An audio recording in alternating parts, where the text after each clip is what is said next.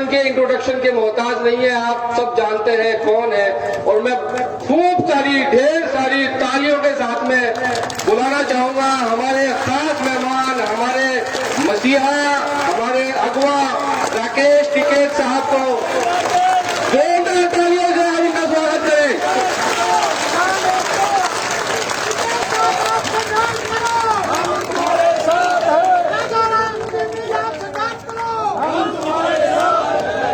आदरणीय सम्मानित मंच, बैठ लो भाई।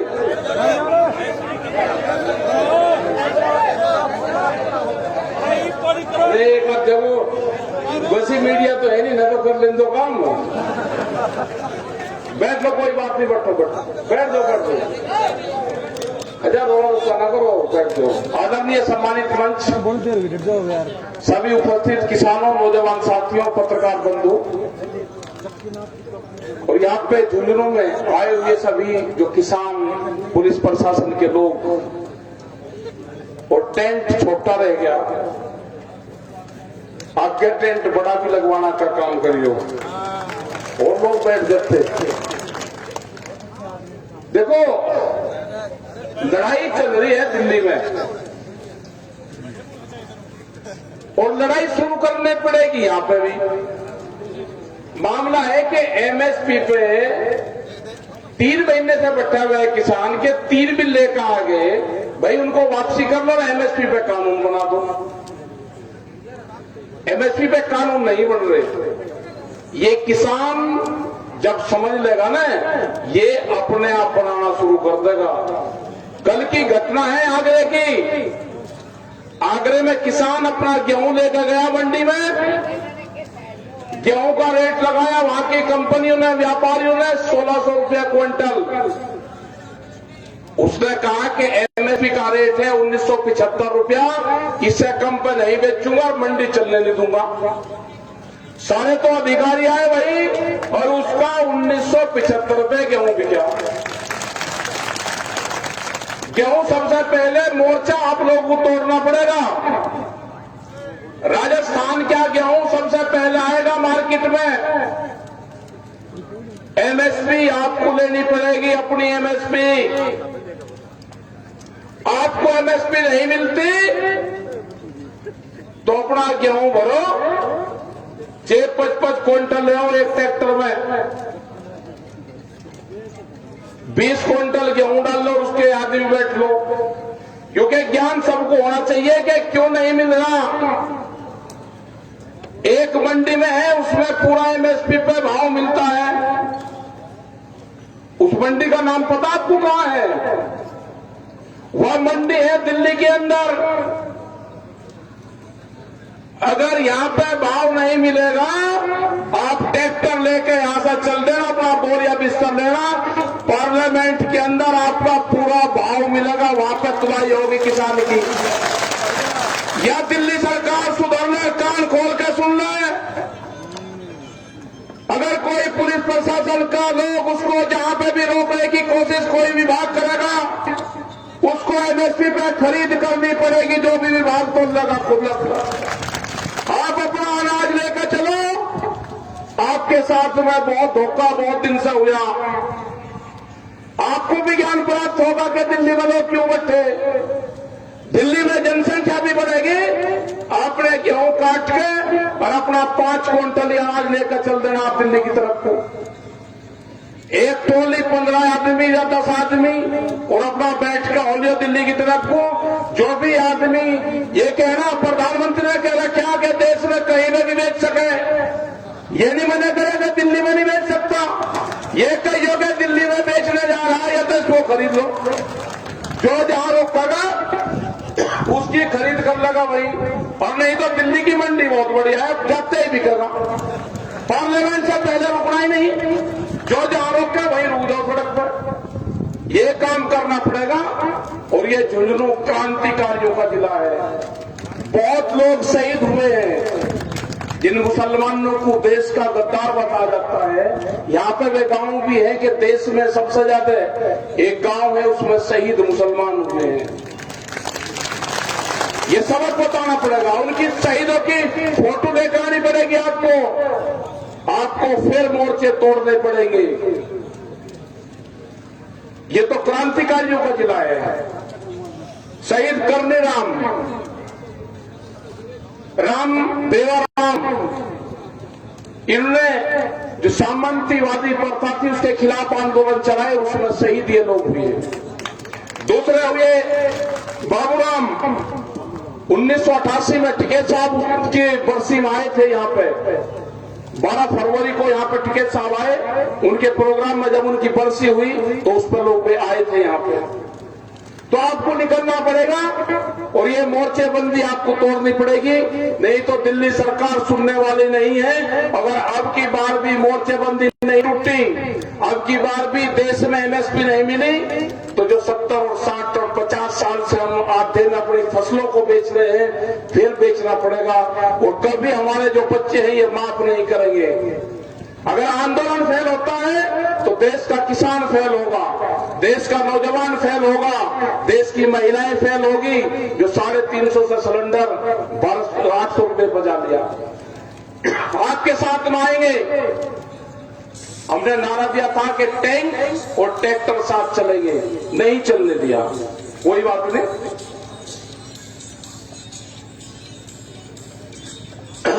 दूसरे वाले लोग चले गए, ट्रैक्टर और ट्रक साथ में चलेगा। इन पे भी अत्याचार है, ट्रक वालों पे भी। डीजल बहुत महंगा हो गया, बहुत भयंकर लुटाई है उनके साथ में भी। वे भी ट्रांसपोर्टर सब आपके साथ आना चाहते हैं। क्या क्या रेट डीजल का हो गया, क्या करेंगे वे लोग? महंगाई का क्या हाल हो गया, नौजवान का क्या होगा? ये सारे सवाल हैं, इसमें चलना पड़ेगा, आपको उठना पड़ेगा। इसमें दिल्ली में आज भी कई लाख आदमी दिल्ली के चारों तरफ को हैं। ये पिछले 15 दिन से बिल्कुल चुपचाप नहीं है पानी में। तो कोई बात नहीं, बड़ा खराब हो रहा, ये नींद में खराब हो जा, सोए नहीं जाता रात। चिंता है किसानों की। ये जो हालात खराब हो रही है, ये इसलिए है कि कोई ना कोई बहाना ढूंढते रहते हैं। अभी इनका लास्ट बहाना था 10 दिन पहले के ये कम्युनिटी को आंदोलन है, अब वो भी फाइल हो गया। ये 15 दिन से हम इनको देख रहे हैं कि कोई न कोई नया फार्मूला फिर लेकर आएंगे। ये लेकर आ गया, उन्होंने कहा कि ये छोटा किसान तो गांव में है और बड़ा किसान वहां पे है जिसके पास में ट्रैक्टर है। अब ये छोटे बड़े किसानों को बांटेंगे। हमने कहा कि एमएसपी पे अगर खरीद होगी तो छोटे किसान को सबसे ज्यादा लाभ होगा, जिसके पास में ट्रैक्टर नहीं है उसको भी लाभ होगा कि वो आधे रेट में अपना बाजरा बेच रहा है 11 रुपए किलो में, 1100 रुपए क्विंटल में, उसका 2100 रुपए बिक जाएगा। अगर उसके पास में 30 क्विंटल हुआ है तो उसको तो सीधा 30,000 रुपए का नुकसान है। उसी के लिए तो एमएसपी है।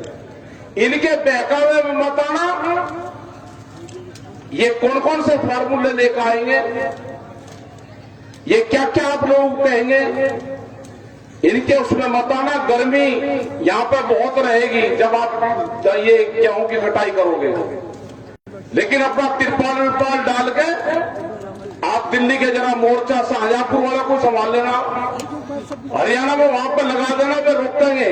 आपको यो के गेहूं बेचने जा रहे, तू खरीद ले भाई, जिसका बिकता है वापसी आते रहियो, दूसरों को बेच दियो भाई। ये रोकेंगे तो रोकते, जो भी विभाग रोकेगा उसको खरीद करनी पड़ेगी। हमको इनको उलझाना पड़ेगा पूरी सरकार को, और ज्यादा तरीके से इनको घेरना पड़ेगा। ये बगैर घिराई के नहीं मानेंगे। लुटेरे हैं, लुटेरों को भगाना पड़ेगा, भगाना। लुटेरे तो उनके पीछे तो लाठी लेके, क्योंकि लुटेरे रात को लूट करते हैं, ये दिन के लुटेरे हैं, इनको भगाना पड़ेगा। ये भागते इसी रास्ते से जाएंगे वापस, इनको भागते हुए भी चाटना पड़ेगा। अपनी तैयारी करो, गांव अपनी कमेटियां बनाओ, अपने खेत में काम करो। बहुत लोग फसलों को जलाने का काम कर रहे हैं, उसको उजाड़ने का काम कर रहे हैं, वो ना करो। उसको कटिंग करके और उसको ले जाने का काम करो, ट्रैक्टर में रख के आप लेकर चलो दिल्ली की तरफ उसको। ये आंदोलन पूरे देश में चल रहा है, पूरे देश भर में हम जा रहे हैं। जो 40 लोग हैं गठबंधन के, वे सब लोग जा रहे हैं। हमने बार बार कहा कि सरकार उन 40 लोगों से बातचीत कर ले। 1 महीने से भी ज्यादा हो गया, 1.5 महीना हो गया। उनका टारगेट यह है कि किसान अपने खेत में काम करने जाएगा तो आंदोलन खत्म हो जाएगा। वो कह रहे कि अप्रैल में आंदोलन अपने आप उठ जाएगा। आपके गेहूं की कटाई मार्च में हो जाएगी। 15 अप्रैल के बाद में हरियाणा और उत्तर प्रदेश शुरू होगा, जो वो भाग है, तो उस टाइम पे इधर के लोगों की ज्यादा जरूरत पड़ेगी। तो अपनी तैयारी अभी से ही कर लेना, क्योंकि सरकार के साथ में लड़ाई लंबी चलेगी। अपना खान पीन का साधन वहां पे है, कुछ और ले आकर आ जाना। आटा दाल से ये आंदोलन चल रहा है पूरा। बिल वापसी 3 बिल है, उनके वापसी कराए बिना किसान घर नहीं जाएगा। एमएसपी पे कानून, आसाम का किसान यहां लड़ाई लड़ने नहीं आएगा। एमएसपी पे अगर कानून नहीं बनेगा तो पूरे देश के किसानों को नुकसान होगा। और ये हमारी जिम्मेदारी बनती है कि एमएसपी पे कानून बने। और सबसे ज्यादा जिम्मेदारी जो दिल्ली के आसपास के जो लोग हैं, दिल्ली के आसपास के 400 से 500 किलोमीटर का जो क्षेत्र है, उसकी जिम्मेदारी बनती है कि दिल्ली के जो आंदोलन चल रहे हैं उसमें हम ज्यादा भागीदारिता अपनी दें। बहुत से इशू और भी आएंगे। 20 लाख करोड़ के आसपास कोरोना काल में सरकार ने एक निकाला कि 20 लाख करोड़ का खर्चा होगा, वो व्यापारियों को दिया गया। हमारे बच्चे स्कूल नहीं गए, उनकी भी फीस माफ हो जाती। जो स्कूल खुल रहे, कुछ उनको दे देते, कुछ स्कूल वाले छूट देते, कुछ उनको सरकार मदद दे देती। पूरी फीस ली गई, एक भी पैसे की मदद नहीं करी गई। बच्चा स्कूल नहीं गया, फीस पूरी देनी पड़ी। यही हाल महंगाई का है। क्या हाल होगा भाई? कल उत्तराखंड में थे, पूरा पहाड़ के पहाड़ बर्बाद हो रहे हैं। बेरोजगारी, करोड़ों लोग जो नौजवान हैं, जो नौकरी की तलाश में थे, सब नौकरियां खत्म होती जा रही। बीएसएनएल जैसी संस्थाएं हमारी जा रही। रेलवे के बहुत कर्मचारी आने वाले टाइम पे निकाल ले जाएंगे। जो रेल नहीं चल रही, इनका पूरा मसौदा बनना है कि रेल लोग को बेचा जा रहा है, उनके रूट डिसाइड हो रहे हैं। और जो भी रेल चलेगी, एक आधी रेल चल रही है, उसको भाड़ा 10 गुना बढ़ गया उसका भाड़ा। रेल तो गरीब आदमी की भी थी, बिना पैसे वाला भी उसमें चल जाता था। और भी बहुत विभाग जा रहे हैं। किसानों का विभाग, इसको भी एक विभाग मानना, आमदनी का साधन मानना। इस पे सर्वे हुई है किसानी पे। ये कंपनियां सर्वे करके दिया, इन्हें कहा कि कौन सा व्यापार अब हो सकता है। उन्होंने कहा कि दुनिया में एक व्यापार है, वो व्यापार है भूख का व्यापार। अनाज को इकट्ठा करो, जब आदमी को भूख लगेगी उसकी कीमतें बढ़ाओ। दुनिया का नया कॉन्सेप्ट आया, भूख पे व्यापार करने के लोग आगे। रोटियों को तिजोरी में बंद करने लोग आगे हैं। ये कंपनियां अनाज को तिजोरी में बंद हो गए, बड़े बड़े ताले लगेंगे। भूख कितनी लगेगी उसके आधार पे कीमतें तय होंगी। जैसे आपने देखा होगा कि आलू आज से अगर 1-1.5 महीना पहले था तो 40 और 30 रुपए किलो का उसका भाव था। जब किसान का नया आलू आ गया तो 5 और 6 रुपए किलो उसका भाव है। पूरा आलू का किसान बर्बाद हो गया, मरने के हालात पे है। यही हाल हर फसलों का है। जब जब कीमतें, आपकी फसलें आएगी तो कीमतें नीचे जाएगी। एमएसपी है नहीं, बड़े बड़े गोदाम बन गए, वहां पर अनाज इकट्ठा होगा। जब उनके पास में स्टोरेज की क्षमता बढ़ जाएगी, पूरा अनाज इकट्ठा हो जाएगा, कीमतें बढ़ाएंगे और फिर बेचेंगे। हम पब्लिक को भी मारेंगे और हम किसान को भी मारेंगे। तो ये आपने बड़ा प्रोग्राम यहां पर करा, सब लोगों ने बात सुनी और बहुत लोग आंदोलन में जुटे हुए, अपने घर नहीं जाएंगे वे। ये किसान घर जीत कर जाएगा दिल्ली से, लेकिन आप लोगों का सहयोग चाहिए। यहां पर बहुत ट्रैक्टर है, ये भी आपको शायद पता होगा कि 10 साल पुराना ट्रैक्टर नहीं चलेगा। अगर जानकारी है तो हाथ उठा दो, नहीं जानकारी है तो मत उठाओ। नहीं जानकारी है ना, जो भी ट्रैक्टर 10 साल पुराना है वो अब नहीं चलेगा। ये सरकार के ऑर्डर हो चुके हैं कि 10 साल पुराना ट्रैक्टर, डीजल से चलने वाला कोई भी चीज नहीं चलेगी। तो जिनके पास में 10 साल से ज्यादा पुराना ट्रैक्टर है वो जरा हाथ उठा दो। पुराना जिसने अभी 5-7 साल में खरीदा वो मत उठाओ, लेकिन 10 साल पुराना तो बहुत होंगे, बहुत ट्रैक्टर होंगे। दूसरा एक सवाल हो रहे हैं, उसमें जरूर मैं हाथ जरूर उठवाऊंगा। सबसे प्यारी चीज जो है जीवन में आदमी के लिए वो उसका पुत्र होता है। सबका होता है, जरा पुत्र प्यारा सबसे ज्यादा होता है। जरा हाथ उठा दो, पुत्र प्यारा होता है ना, लड़का सबसे प्यारा होता है आदमी। अरे हाथ तो उठाओ, वही तो होता है सबसे प्यारा। हाँ ठीक है, वो आदमी भी हाथ उठा दो जिसने जितने जी अपनी जमीन अपने लड़के के नाम करी हो। उठा दीजिए जरा। तो फिर जमीन प्यारी हुई, पुत्र तो प्यारा नहीं हुआ। तो सबसे प्यारी फिर तो जमीन हुई ना। और जो बड़ी बड़ी कंपनी आ रही है वो जमीन को छीनने आ रही है। आपकी जमीनों को छीनने आ रही। 20 साल में आपकी जमीन आपके हाथ में नहीं रहेगी। आप जमीन को देखते हैं कि ये तो रेत के टिब्बे हैं, इसमें कुछ नहीं होता। व्यापारी देखता है कि इसमें गोदाम बनेगा, इसमें फैक्ट्री बनेगी, इस जमीन को कब्जे में कर लो। तो जमीन आपकी 20 साल में पूरी जमीन कंपनियों के पास में चल जाएगी, बड़े बड़े गोदाम बनेंगे, बड़ी बड़ी फैक्ट्रियां लगेगी और हमारे ही नौजवान बच्चे उसमें नौकरियां करेंगे।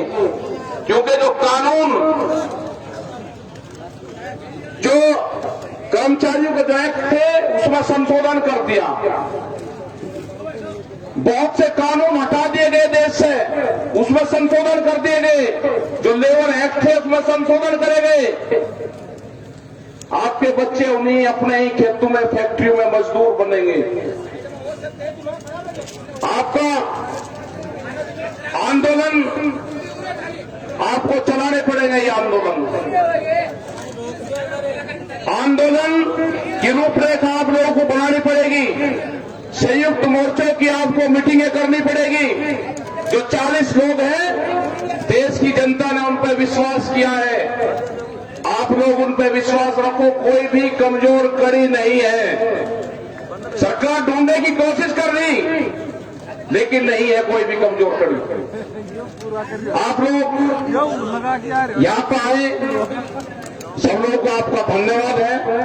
राजस्थान का धन्यवाद है और झुंझुनू जिले का धन्यवाद है। जो कमेटी के लोग हैं यहाँ पे, उन सबका धन्यवाद है। जय हिंद, जय भारत, जय राजस्थान।